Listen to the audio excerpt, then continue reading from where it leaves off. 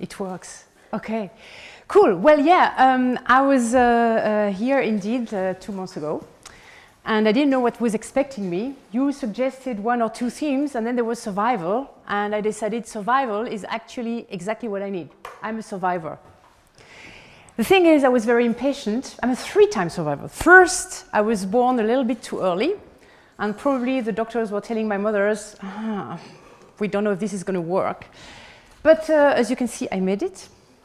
I cannot tell you really what I learned from this because I cannot really remember. But there is a second thing I have been surviving. A couple of years later, I didn't know water would be deep, so I was just drowning into the water with my mouth open. And I remember very well these legs disappearing on the surface of the water. But then there was a lifeguard, so he saved my life.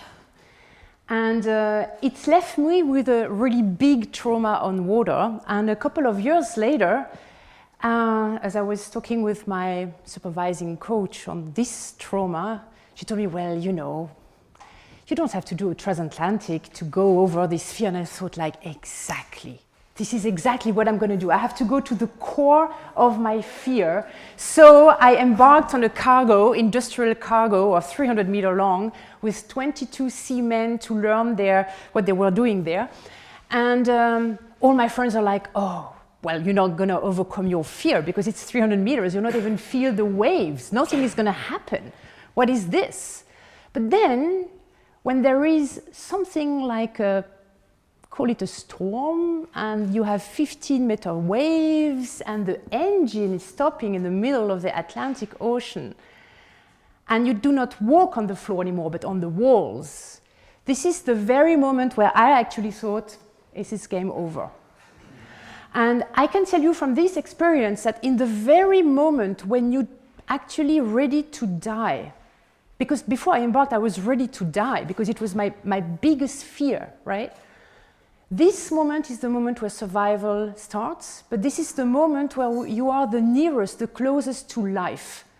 You can only think, or not even think, it's an instinct. You are in your life. You are in a moment of awareness. I trusted the seaman. The only thing I was thinking of, like, okay, what's going to happen next? Nothing is left in your way. You are totally into this awareness of life. And this brings you to an incredible creativity, an incredible vitality somehow, because it is really all about life. I don't know if you know this theory of stretching your comfort zone, taking risks, or going to the die zone. When you go to this die zone in survival mode, you reach things you haven't been reaching before. So this is basically me, my 3-time surviving experience, and the reason why I picked this theme and deciding to talk about it. But this is not about me being a hero, to be very honest. It is not about, I decided to survive and I survived and I don't need any survival kits and etc. Basically, don't you think you are all heroes of survival every day? I mean, who does not have the feeling that you are trying every day to escape the tyranny of tech and the consequences of what it brings?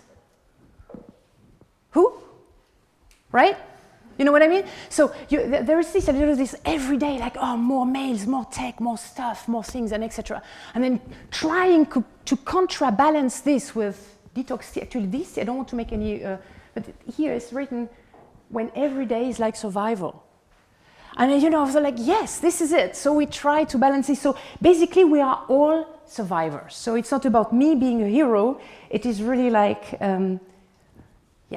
we are all survivors, but somehow I was thinking as I was Googling for this theme, who are the true experts? So I was Googling a little bit, and this is what I found. These are the survival experts.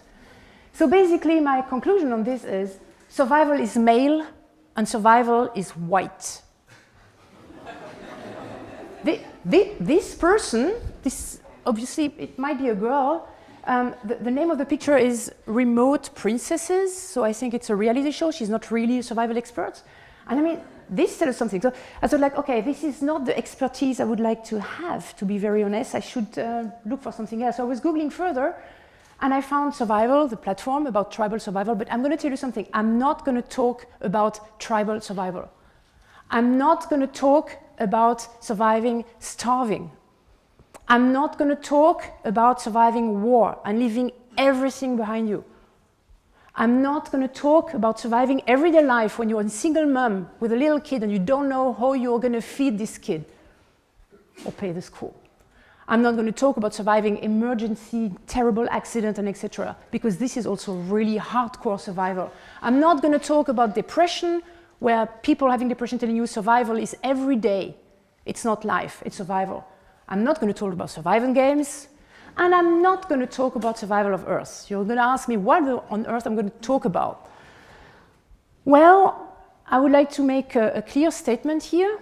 I am a white person, I'm a privileged white person, I'm well educated somehow, I'm coming from a middle class, so I'm not able to talk about all of this we've been seeing before. So what I'm going to talk about today is really a slice of survival, a privileged slice of survival. I really want you to take this perspective on what I'm going to talk about, because otherwise it's not going to work.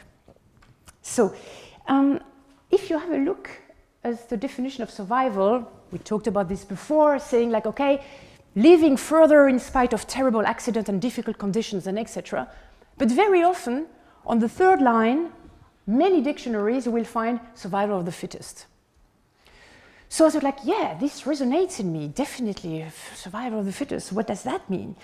My perspective on this will be to make a business case out of this, trying to make a parallel between the theory of evolution and the business life, and then to bring you maybe to the next level with your own reflection to the question of the survival of humankind.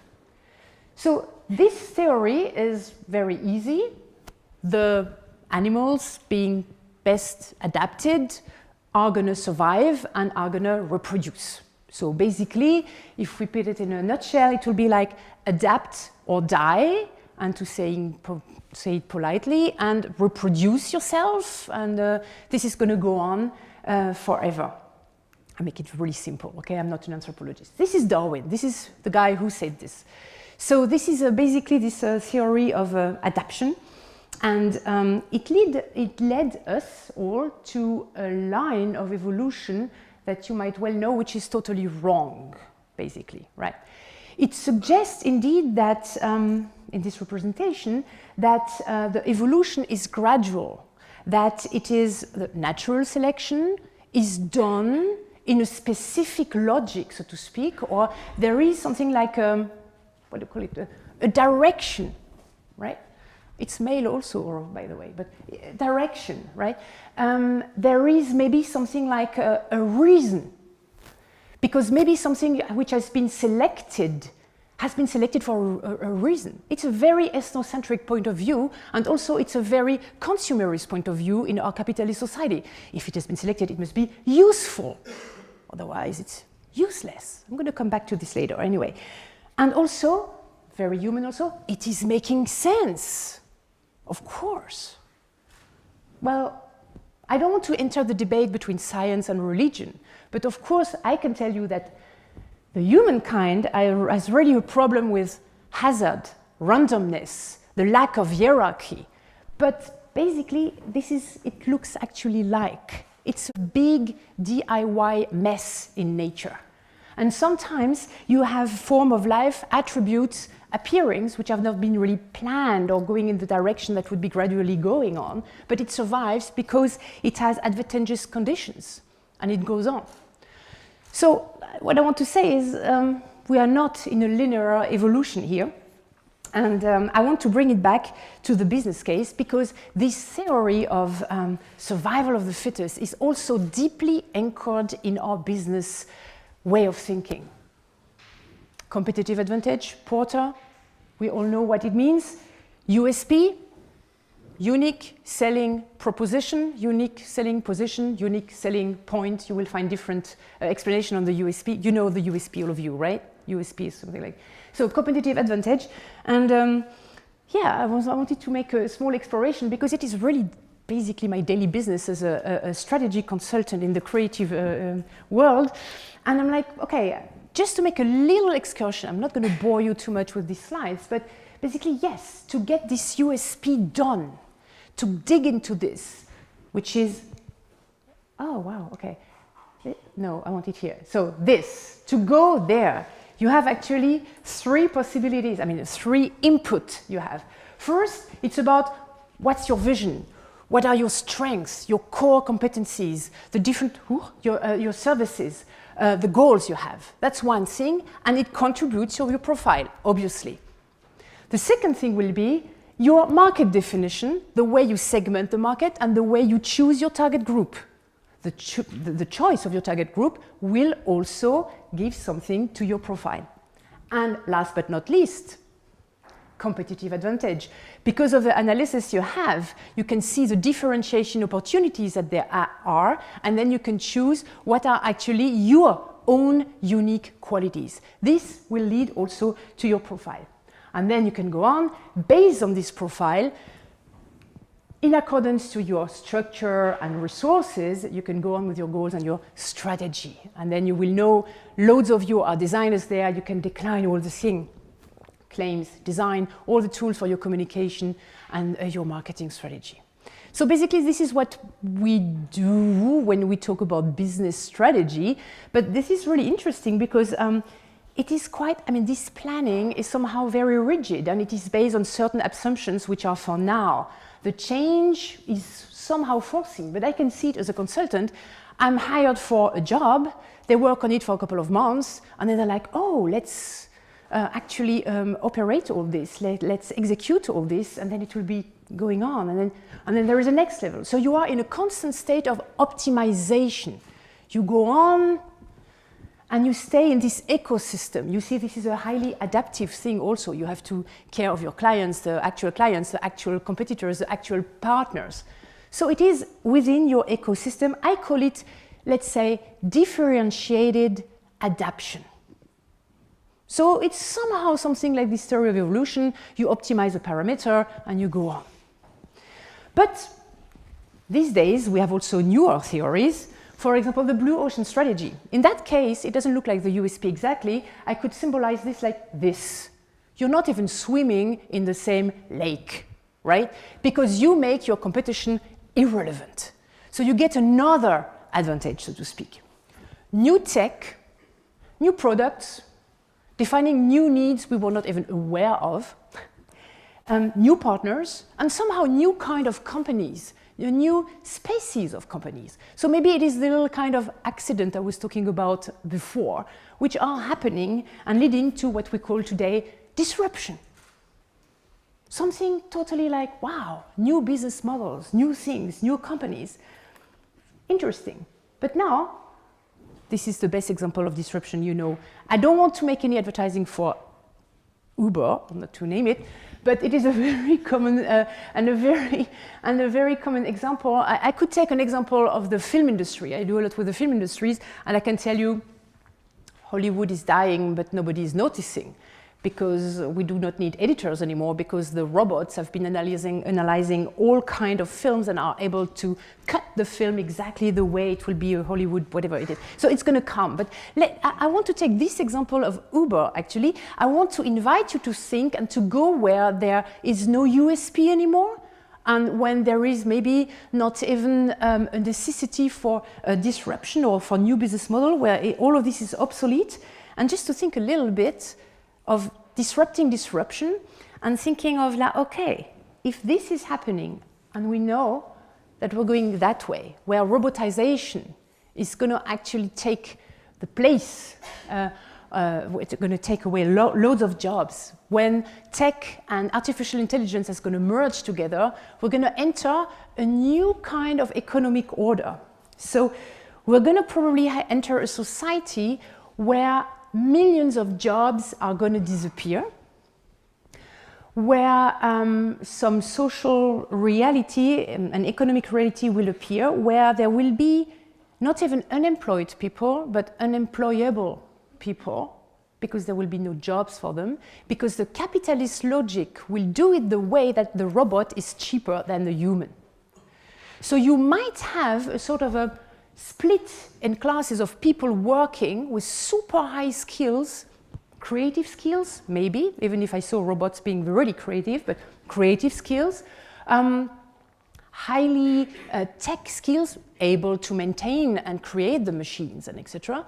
And people not able to work. And I'm not saying this in a moral way. And here I'm citing Yuval Noah Harari, the Israeli philosopher, just to say, well, yeah, it will be definitely useless people in this term, seen from the capitalist thing.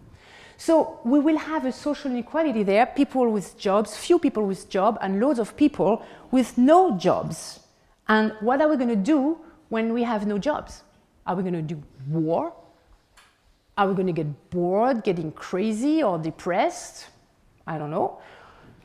There is a theory also for Yuval Noah Harari, and I really encourage you to Google his name with The Guardian and read all the series of the article of this, of the future, the scenarios of the future. Maybe we have to immerse the people in entertainment. You know this, when people are bored, you have to entertain them. So maybe is virtual reality something which is going to happen to actually make the people busy, immersed in new forms of reality. So this is one of the things that I was thinking of, and I was thinking like, let's go back to our theory of evolution and life development and say like, okay, maybe this is it. I put some female forms there to, you know, counterbalance this. And I thought like, okay, so we will have something happening and surviving all together, maybe something like human elites. You know, the ones able to pay for medical care, the one able to optimize their cognitive abilities and their bodies, you know, something like cyborg. There might be this. There might be also the people being entertained and being in virtual reality. And there might be also the robots laughing at us, programming themselves. I do not know. It's really a big question. I do not have any answer about this. But I think that it could be something which is a scenario of the survival of humankind. But it leads me to the question, when we think it is game over, if we do not want it to be game over for the humankind, what's the human USP? So what's the human USP? I was really trying, having a brainstorming with my team, and I'm like, what is it? And we were like, because we saw our clients bringing robots creating fantastic music because they learned everything from Beethoven to Mozart until Ariana Grande, and they're able to compose something incredible. So is it creativity? I hope it could be human creativity. It would be maybe guts, biological, chemical reaction, fear, courage, initiative, joy, emotions, just emotions, networking between humans, love, you know? So I have no answer. So this talk is really deceiving for this. I have no answer. But I have a last question for you. Think about it. What's your human USP? And for this, I leave you into your day. Think about your human USP, the way you bring it into your business and in your life. Thank you.